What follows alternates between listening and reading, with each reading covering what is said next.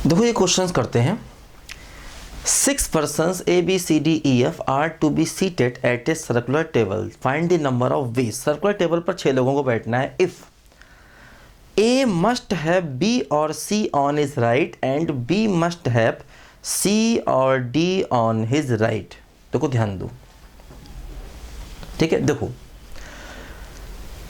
A के आगे B या C होना चाहिए, A के राइट में, है ना, और B के आगे C या D होना चाहिए। देखो जैसे मैंने मान लिया, मैंने कहा मान लो ये A है, A के आगे B है ना, और B के आगे C है, ऐसा मैंने मान लिया, ठीक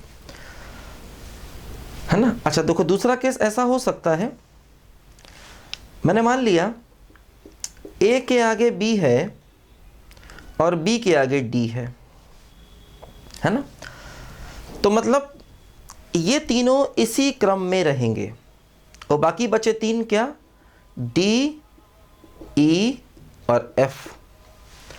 तो देखो ये चार चीजें हो गई, 1 2 3 4, इनको एक मान लिया, इनको एक मान लिया, तो 1 2 3 4 चार चीजें हो गई।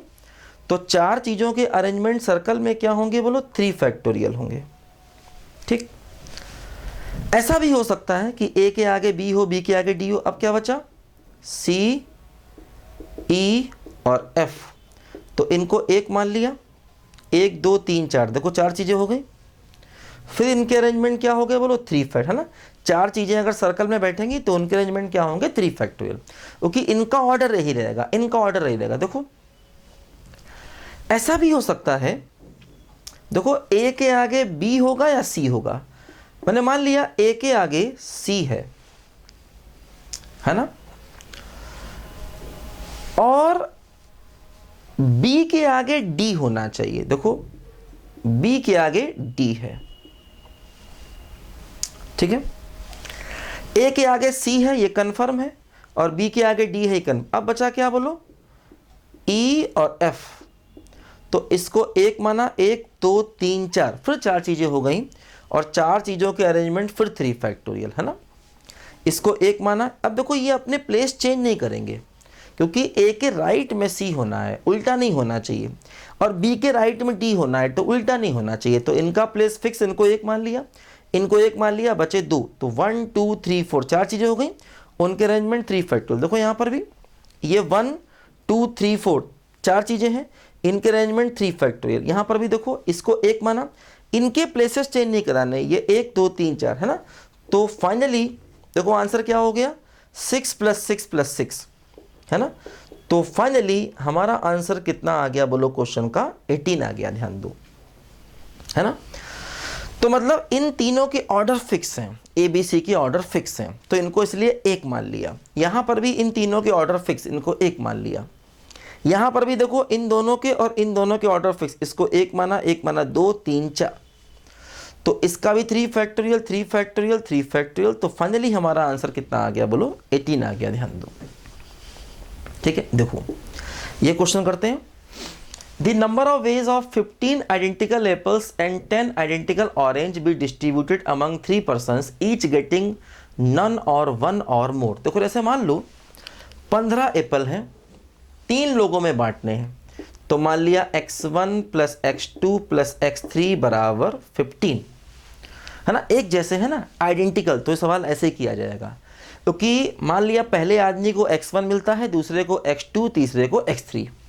अब जो x1 है वो कुछ भी हो सकता है, मतलब x1 0 से 15 जा सकता है, x2 भी 0 से 15 जा सकता है, और x3 भी 0 से 15 जा सकता है। तो यहाँ लग जाएगा फार्मूला n + r - 1 CR - 1, है ना। तो क्या बचा बोलो, 17C2। अच्छा अब देखो 10 आइडेंटिकल ऑरेंज हैं, उसमें भी इसको x1 मान लिया, इसको x2 मान लिया, इसको x3 मान लिया, और इन तीनों का सम कितना होना चाहिए, 10। तो इसमें भी देखो वही सेम केस है, हर एक को कुछ भी मिल सकता है। तो देखो फिर वही 10 + 3 - 1 C3 - 1, तो क्या हो गया बोलो, 12C2। तो फाइनली आंसर क्या हो गया, 17C2 × 12C2, है ना। ये एक जैसी चीजें हैं 15, उनको बांटने के ये तरीके, सीधे सीधे ये फार्मूला अप्लाई किया, क्योंकि हर एक चीज़ 0 से 15 जा सकती है। पहले आदमी को x1 मिला, दूसरे को x2, तीसरे को x3, उनका सम 15 होना चाहिए, है ना। इसी प्रकार देखो यहाँ पर भी पहले आदमी को x1 मिला, दूसरे को x2, तीसरे को x3, और उनका सम 10 होना चाहिए, क्योंकि 10 आइडेंटिकल चीज़ें हैं ये भी, और हर एक वेरिएबल 0 से 10 जा सकता है। तो इसका आंसर ये हो गया। फिर फार्मूला n + r - 1 cr - 1, यहाँ पर भी देखो वही है n + r - 1 cr - 1, तो इन दोनों को मल्टीप्लाई करेंगे तो यही हमारे क्वेश्चन का फाइनल आंसर आ गया। लिखो बच्चों ध्यान से इसको।